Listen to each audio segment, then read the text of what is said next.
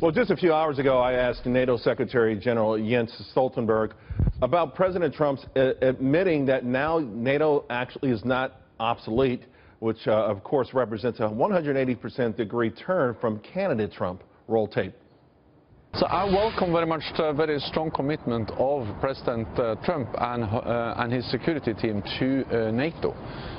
Because a strong NATO is important for Europe, but it's also important for the United States. 2 world wars and the Cold War taught us that peace and stability in Europe is also important for the security and the prosperity of North America. Back with me now to talk about President Trump's foreign policy shifts, Rick Grenell. Rick, just in that answer alone, the Secretary General referenced just how old NATO is, and it goes back to its, I think 1949 roots, which was the beginning of the Cold War. Things have changed a lot since then. Do you feel that they have truly gotten the message about the obsolescence that they may have presented for candidate Trump, and that they will put a sincere focus on terrorism? Well, certainly, I think the process is changing now. We're seeing better progress from NATO members. They're talking more about paying the 2%. So we've rounded the corner for sure.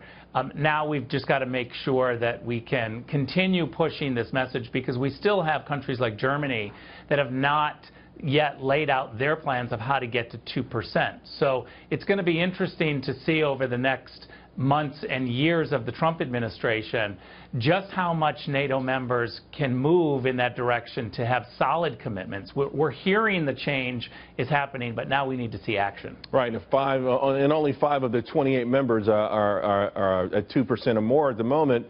I'm also concerned about them beyond the monetary skin in the game, putting the boots on the ground in the game. I'm not sure how great they are when it comes to fighting and engaging the enemy. In fact, he even talked about training some of these Middle Eastern countries and fighters, and I don't have a lot of confidence in them. Should I have more? Well, certainly we have a capabilities gap at NATO, and that needs to be solved. That needs to be concentrated on, and there needs to be new strategies when it comes to trying to get every member of NATO capable to fight, so that they're contributing, not just waiting for another country to protect them. So the capabilities gap is quite real.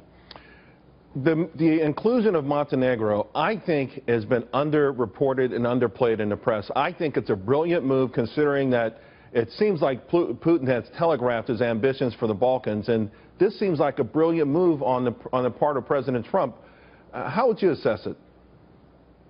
Well, I think the Senate has been asking for this for a while. It's a very popular move in the Senate. And clearly, Secretary Tillerson and Secretary Mattis and President Trump all felt like this was a good move. So now I think we're going to see other countries try to make the move as well. And, the case has to be made, and the United States Senate and others are going to have to look and weigh the value of adding members to NATO. I want to shift quickly to the United Nations and the vote last night or late yesterday on Syria, Russia vetoing the move, but China abstaining from voting. President Trump considering that a major victory. The United Nations in of itself, how much do we need them? I'm one of those folks in the camp that believes we should stop funding them and look for something more like a coalition of the willing. No, look, I think the UN is a tool in the tool belt. It's an important tool. And it only works, by the way, if there is U.S. leadership. And we haven't had U.S. leadership there in quite a while. So it's a welcomed return to leadership to have someone like Nikki Haley there. I think that what we have to do with the UN is really work on reforming it. We have to fund the programs that work. There are 2 ways to fund the UN right now. It's through voluntary contributions and through assessed contributions. I think we should be moving more towards fully funding programs through voluntary contributions.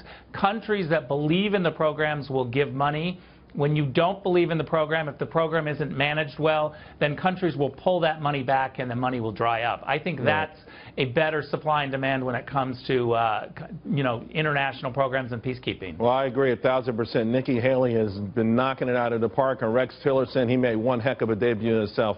Rick Grenell, nice seeing you, man. It's been too long. See you again real soon.